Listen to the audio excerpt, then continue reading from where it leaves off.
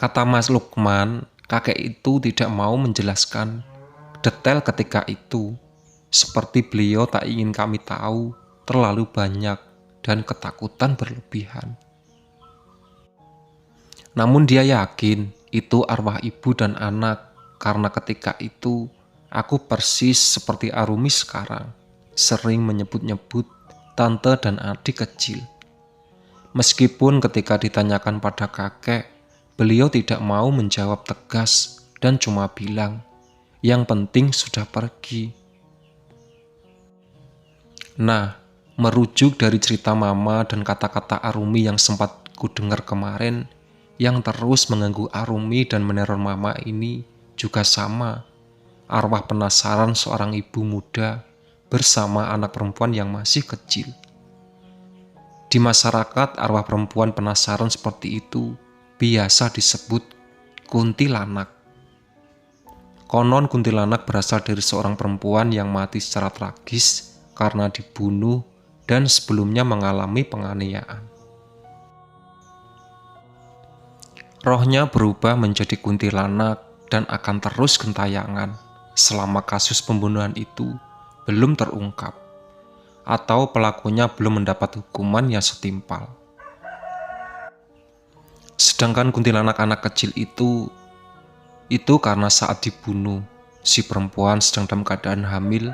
Nah, seperti ini yang bersemayam di pohon sirsak itu.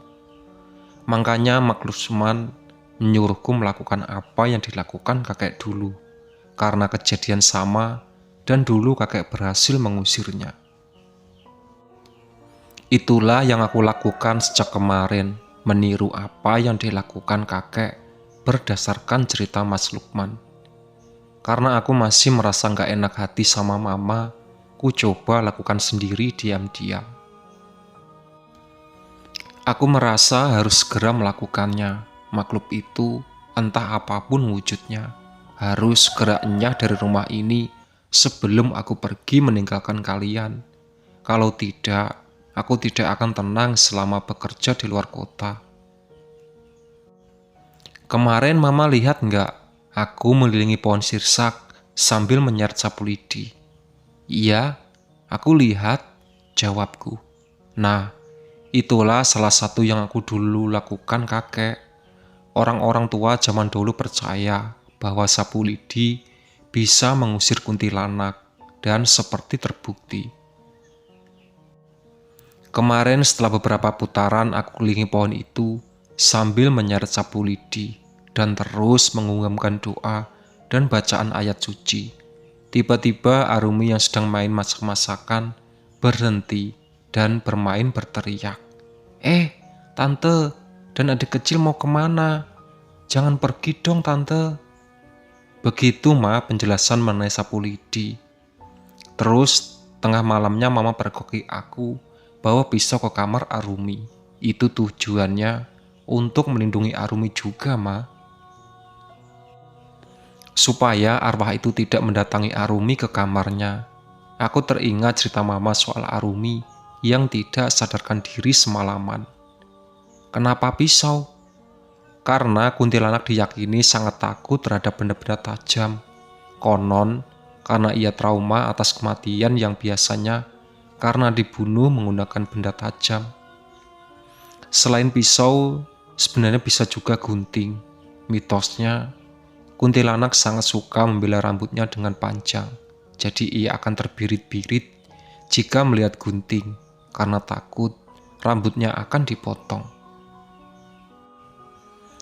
Aku sebenarnya mau menaruh gunting saja, cuma takutnya nanti mama kehilangan gunting untuk menjahit. Maka aku putuskan pisau saja. Nah, ketika mama pergoki itu, aku sebenarnya mau menaruh pisau di bawah tempat tidurnya Naomi. Sengaja tengah malam karena kata mama, kejadian-kejadian aneh yang mama alami terjadinya juga selalu tengah malam. Begitu penjelasan. Begitu rupanya. Tapi harusnya papa jelaskan apa adanya. Karena papa nggak jelasin, aku jadi prasangka macam-macam. Kan sudah aku bilang tadi, Aku malu sama mama. Masa iya? Dari tidak percaya dan nuduh mama suka halu, mendadak percaya. Selain itu, aku merasa tidak punya waktu lagi untuk menjelaskan panjang lebar kepada mama. Aku benar-benar sedang fokus melakukan semua yang disuruh Mas Lukman. Makanya aku putuskan melakukan semua diam-diam, tanpa sepengetahuan mama.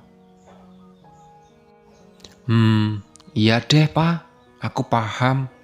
Terus yang terakhir, soal ritual dengan golok tadi, itu ngapain? Kalau itu, inisiatifku aja, ingin memastikan makhluk itu benar-benar sudah tidak balik lagi ke pohon sirsak itu. Sengaja aku datangi pada jam saat diduga sering mulai interaksi. Terus, aku bawa benda tajam yang kuyakini akan sangat membuatku takut. Golok kurban peninggalan kakek. Makhluk itu pasti takut, karena selain benda tajam, golok itu juga selalu digunakan untuk ritual agama yang sangat suci, yaitu menyembelih hewan kurban setiap Idul Adha. Tapi kenapa semua pintu papa kunci? Supaya aku tidak terganggu.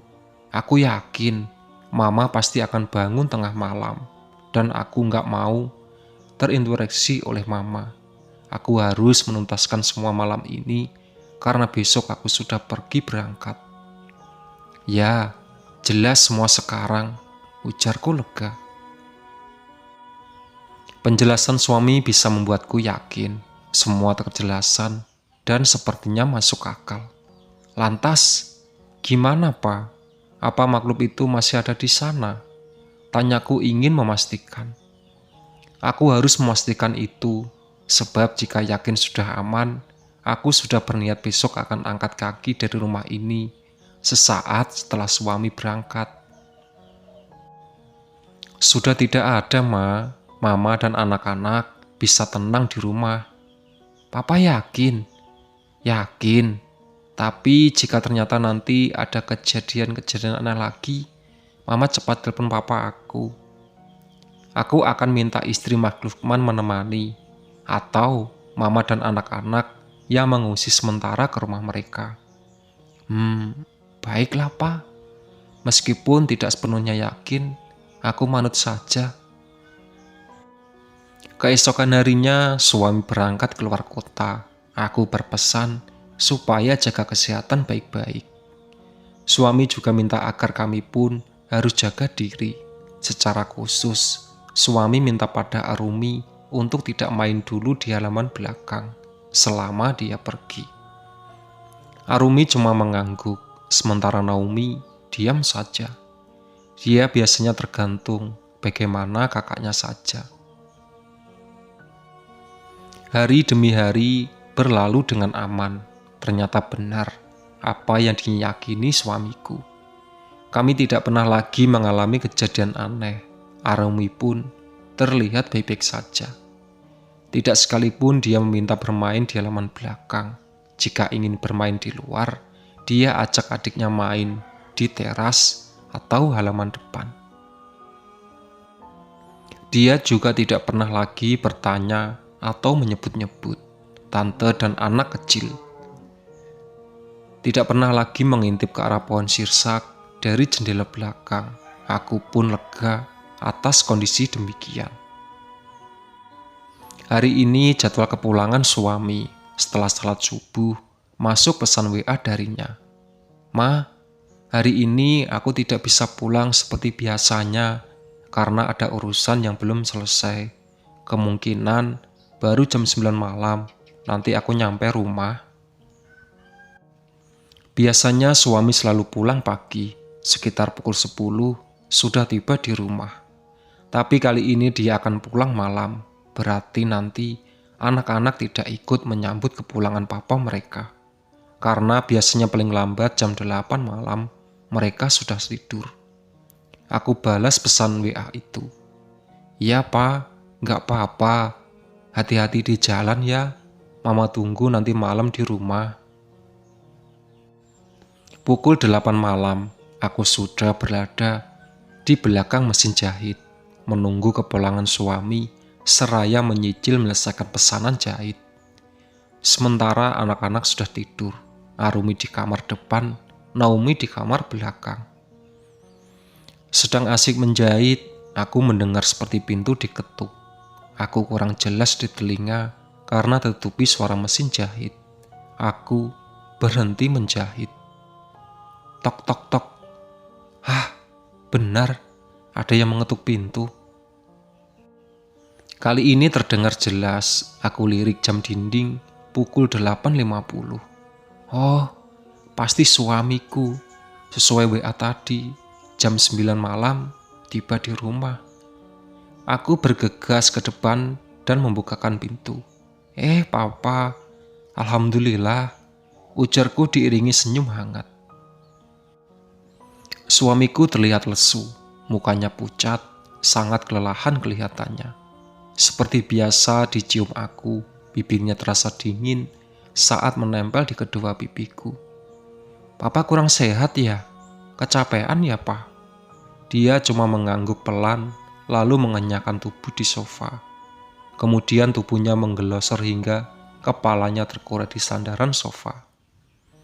Sejenak aku pijat-pijat baunya dengan kedua tangan. Sepertinya memang kelelahan dan kurang sehat nih, gumamku. Kemudian tanpa bertanya-tanya lagi, aku segera ke belakang, hendak membuatkan teh hangat. Sesampainya kembali di ruang tamu, aku tertegun. Loh, mana dia? Kok nggak ada? Oh, barangkali langsung ke kamar mandi, ingin segera rebahan, pikirku. Aku letakkan teh hangat di meja ruang tamu itu, lalu bermaksud mengecek keberadaan suami di kamar depan atau belakang. Baru saja aku membalikan badan, dari luar terdengar ada mobil berhenti, sepertinya persis di depan pintu pagar. Aku urungkan ke kamar lalu mendekat ke jendela. Kusibakkan sedikit gorden untuk mengintip keluar. Tumben, ada tamu malam-malam, gumamku. Dan pintu depan mobil itu keluar seorang laki-laki. Setelah dia terbalik badan dan membuka pintu pagar, aku terlihat jelas wajahnya. Astaga, suamiku. Rohku serasa mau meloncat dari tubuh. Lantas, tadi yang menciumku dan sempat kupijat-pijat siapa? Aku dekatkan kedua telapak tangan ke hidung, tercium bau busuk bangkai. Tiba-tiba, pandanganku gelap. Itulah sahabat cerita dari Pindah Rumah. Ditunggu part selanjutnya.